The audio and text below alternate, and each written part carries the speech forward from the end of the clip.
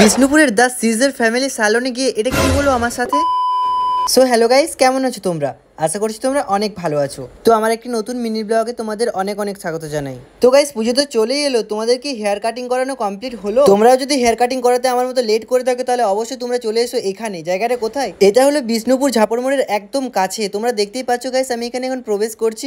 আর এখানকার অ্যাম্বিয়েন্সটা কিরকম তোমরা কমেন্ট বক্সে লিখে জানিও। আমার তো এখানে খুবই ভালো লেগেছে হেয়ার কাটিং করে।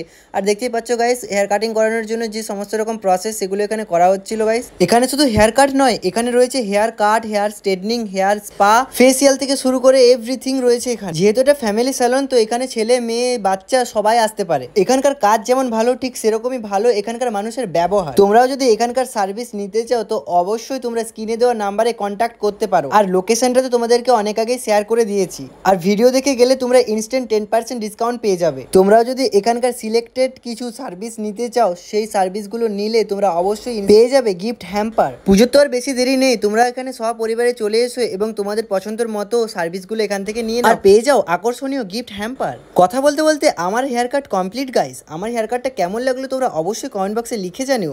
আর এখানে আসতে হলে অবশ্যই এই নাম্বারে কন্ট্যাক্ট করে এখানে চলে এসো। এই নাম্বারে কন্ট্যাক্ট করলে তোমাদেরকে ফুল গাইড করে দেওয়ার চেষ্টা থাকবে। সো ভিডিওটা এই পর্যন্তই গাইস, বাই।